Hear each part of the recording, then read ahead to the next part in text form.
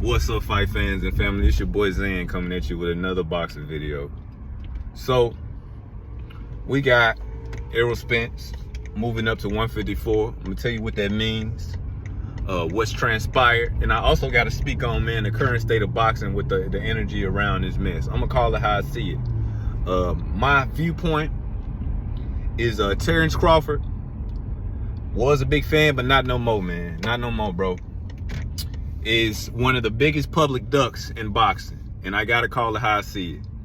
I myself follow a string and have followed a string of big boxing channels, you know, for a while now, because I want to keep up with the news. I follow all them big boxing channels: Blue Blood, Aki TV, Dante's Boxing Nation, Champ Sci, Fanon, Money Brown, all of them, man. And it seems to me that something's in the water. It seems to me that something's in the water, man. I value a couple of these boxing channels because they were just purely unbiased. And now every second or third video is of them defending one of the fighters in the mix. And that never used to happen, whether it be Errol Spence or Terrence Bud Crawford. But I can tell you this right now, man. Ain't no man or no pro boxer that's trying to make a fight gonna make a fight with a guy not one, not two, but 5 spots down from the top ranking of his own sanctioning body. Ain't no man gonna make a fight like that next to the biggest fight on the face of the planet, hands down, if he wants the fight. I just got to call it like I see it, man. I made excuses and all type of reasoning why Crawford wouldn't fight re-sign with Bob Arum, after Bob Arum told the media publicly that Bud is not worth the money, and Bud is an exceptionally hard guy to make any type of fight with. You know, he ended up suing Bob Arum. But it is what it is, man. That's what's going on, man.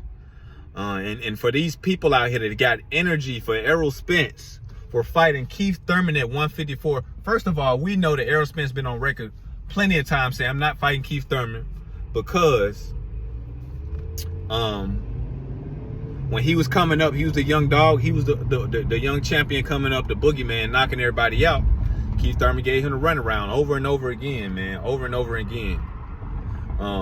Got to the point where the only excuse that Keith Thurman gave, get a belt, was out the window, because we know that Spence stopped Brooke for the IBF belt. Still wouldn't fight the man. Keith ended up losing a belt for inactivity, then later lost the belt to Manny Pacquiao, and now the driver's seat is for Spence, because we know Spence just beat Yordenis Uga, stopped him to get a third belt added to his arsenal. We know he beat Porter for the WBC belt. So, man, this is what I gotta say. Spence has to fight Keith Thurman, even though he don't want to. I know the WBC has mandated that.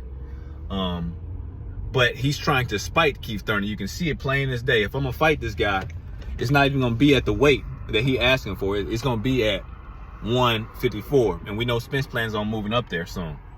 And that's what's going on with that. And I don't think he's coming back down. I don't think he should, man. You got to understand how much money, how much time, blood, sweat, and tears is put into preparing a boxer for a fight and staying fight ready. You got to understand how much time, blood, sweat, and tears is put into making these contractual agreements behind closed doors. How much money these promotion companies spend, how much work everybody does, how stressful it is. For a guy like Terrence Crawford to be making a whole lesser fight alongside the biggest fight in the sport of boxing without even informing Spence, Showtime, and Steven Espinosa is very unprofessional. No matter which way you look at it, man. Hey, at the end of the day, it is what it is. I don't care if you like it or not. As a man, that's unprofessional and unrespected. Can't respect that. So, we might not get this big mega fight, and I'm telling you right now, it's on Terrence Crawford. It's on Terrence Crawford. I don't call Crawford in I wasn't even interested in this whole debate, man. But the energy around it has made me do a lot of digging, man. A lot of digging. Caught this man in so many lies. The day after he does the big interview explaining why the fight not happening, I'm like, okay, yeah, Crawford gonna shed some light on the information. And people are asking him, oh, why didn't you fight any of the other guys that are above old boy David Avenesian?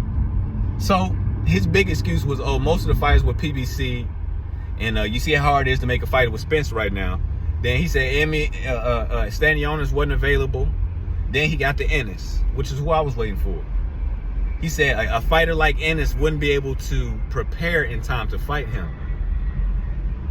And that's what happened.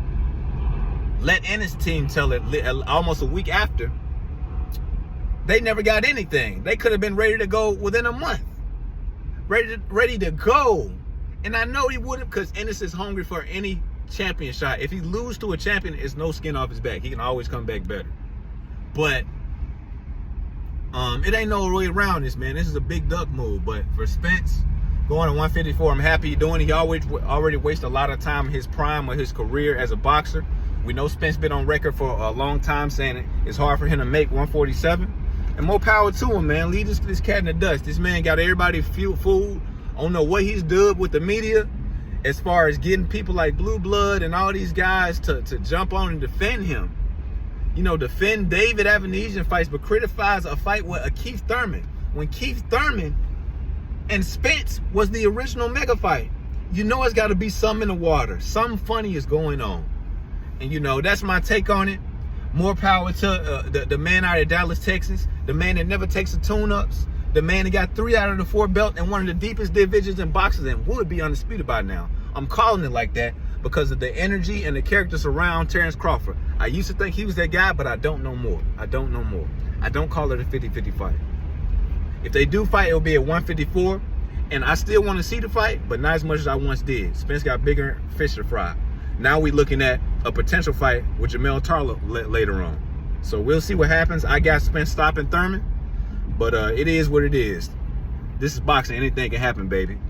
And on that note, I'm out. I'll catch y'all with another one. Peace. I'm back and I'm staying. I'm tired of the BS channels out here, the clear motive. I'm back to report unbiased boxing. And this Zan on Stand on Business Boxing, I'll be back, baby. Peace.